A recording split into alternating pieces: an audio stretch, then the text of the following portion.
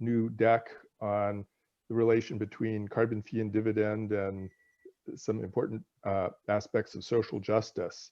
These are topics that I think are really poorly addressed most of the time, and I think are becoming increasingly important uh, as political winds of change blow across this country. And I think an understanding of this will really help us promote carbon fee and dividend among particularly democratic and more progressive audiences. Last summer, Joe Biden introduced his $2 trillion climate plan, calling it a plan to secure environmental justice and equitable opportunity in a clean energy future. That was a really interesting way of titling his climate plan. And consistent with that theme, as president, he's vowed to make climate action and social justice the centerpieces of his policy agenda. This presentation examines just what we mean by economic and environmental justice, and how a carbon fee and dividend policy can be a uniquely powerful force for delivering them. This proven climate policy, as most of you know, applies a rising tax on fossil fuels to discourage their use while returning the income to all Americans in the form of an equal dividend.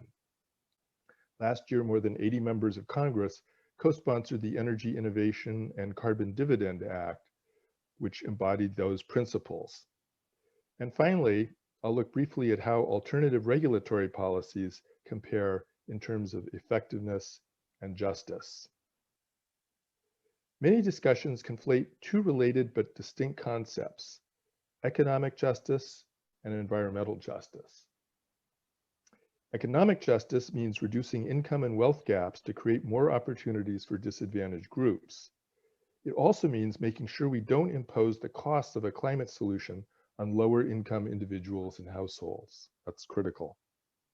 Environmental justice means ending the unfair concentration of air and water pollution in poor and minority communities, and implementing effective climate policies to mitigate the harm to disadvantaged communities. Well, let's start by taking a closer look at economic justice. The growth of income inequality in the United States is virtually without parallel in the developed world. Today, the top 10th of Americans earn nearly half of all income each year. And as a share of both income and wealth, the middle class is losing ground. You can see those downward sloping lines for the middle class. And the lower income fifth of Americans is basically they're just economic outcasts in this country. The gap between haves and have-nots is particularly glaring in terms of race. As you can see here, white Americans have enjoyed extraordinary growth of wealth in the last 30 years, whereas Black Americans have barely edged out any gains. Thanks to historical legacies and continuing discrimination, African Americans only barely hang on to the American dream. The result of all this isn't just inequality, but grinding poverty, closely linked to race and ethnic background. As you can see from this chart, more than 3 times as many African Americans live in poverty compared to white Americans. A 2018 United Nations report noted that America's, quote, immense wealth and expertise stand in shocking contrast with the conditions in which vast numbers of its citizens live.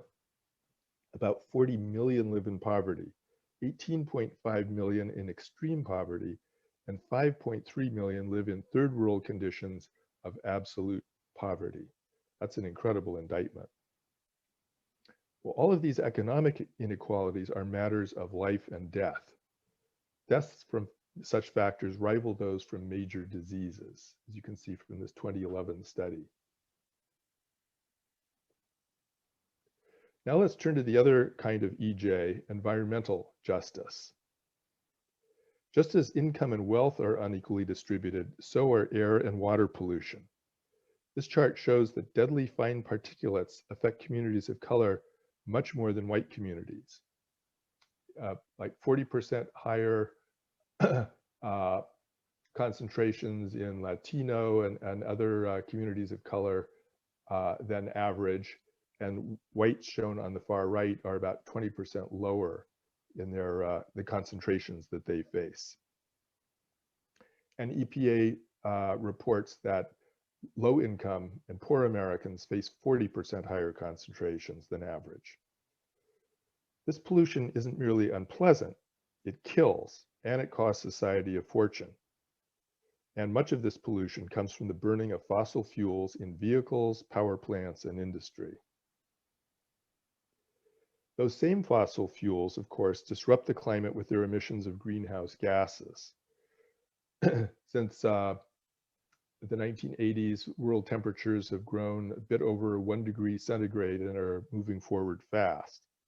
Meanwhile, the number and cost of major climate disasters are soaring at a staggering rate, as you can see from the chart at right. Those costs fall hardest on disadvantaged communities, which can't afford insurance or adaptive measures to protect their homes and lives. And this was called out in a major national climate assessment report in 2018. Well, of course, there is a solution: carbon fee and dividend, which I'll talk about now. First, quick primer on how it works. The policy would impose an excise tax on fossil fuels to discourage consumption of dirty energy and encourage the use of cleaner technologies. Revenues generated from this tax would be returned in equal shares to every American, giving them the resources to make the transition to a low carbon world. Led by Janet Yellen, now serving as Secretary of Treasury, nearly 3,600 economists, including 27 Nobel laureates, signed a statement declaring that a steadily rising tax on fossil fuels is, quote, the most cost-effective lever to reduce carbon emissions at the scale and speed that is necessary, unquote. That's an unprecedented consensus. And at the same time, they supported returning the revenues in the form of an equal dividend. Well, the economists are right. Carbon fees work. That's critical to the cause of environmental justice. These fees would cover nearly all sectors of the economy, giving consumers and producers a powerful incentive to lower their carbon footprints as efficiently as possible.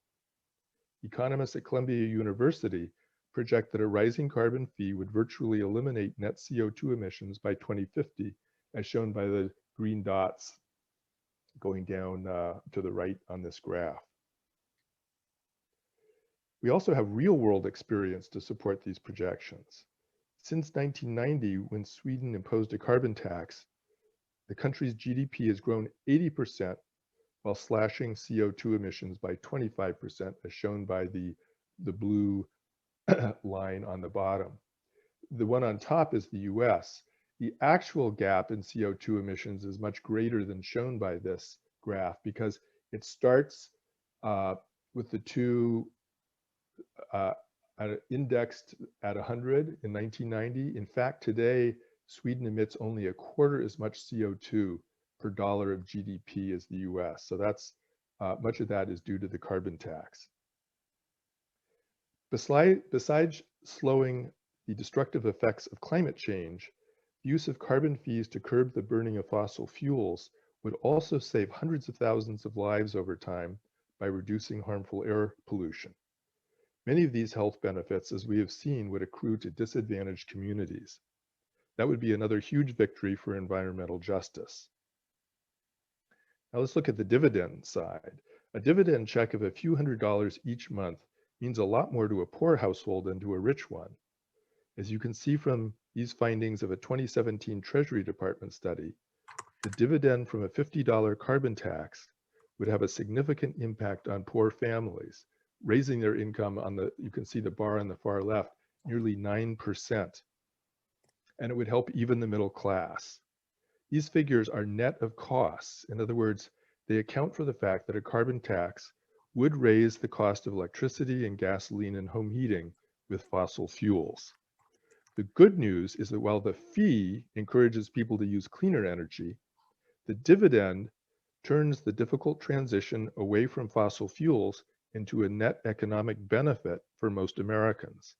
In other words, while the carbon fee delivers environmental justice, the dividend delivers economic justice. Here's another way to slice the numbers. As you can see here, the dark green shows households that would benefit financially. Poor and minority families are particularly well protected by the dividend. So it's a great means of promoting economic justice. Well, skeptics of carbon fees advocate a host of industry-specific regulatory and subsidy policies to achieve the same results. In that spirit, the House Select Committee on the Climate Crisis issued a 535-page report last year advocating hundreds of new programs while paying lip service to carbon pricing. This pretty chart shows some of the claimed reductions in greenhouse gas emissions. Remember, though, that every one of these colorful sectors would require thousands of pages of new regulations and years of court challenges to implement.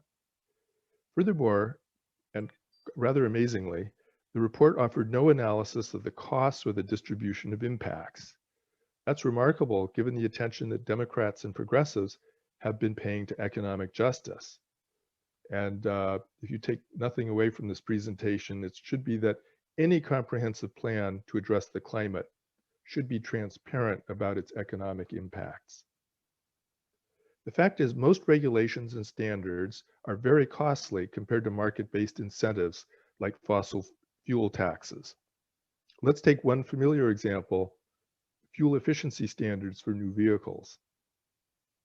Researchers from MIT reported in 2013, consistent with other studies, that tougher fuel efficiency standards for new vehicles would cost the economy for the same reduction in gasoline use anywhere from 6 to 14 times more than a carbon tax of about $45 a ton.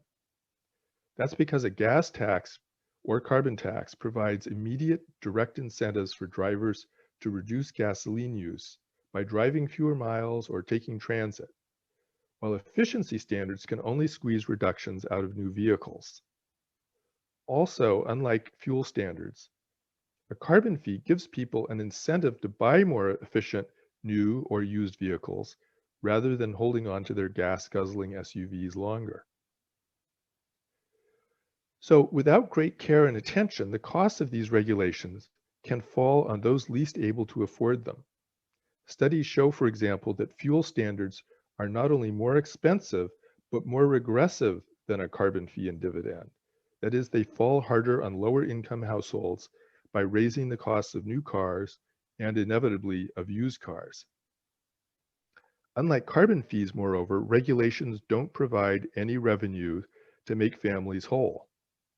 California, a leader in regulation, has a slew of programs that purport to help mitigate the cost to disadvantaged communities, but a recent study by the Legislative Analyst's Office shows little evidence that those communities are actually benefiting.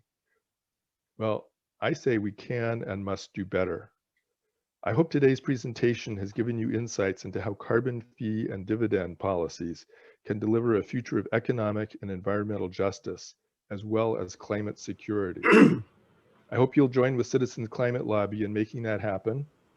And as time permits, I'd be happy to take your questions.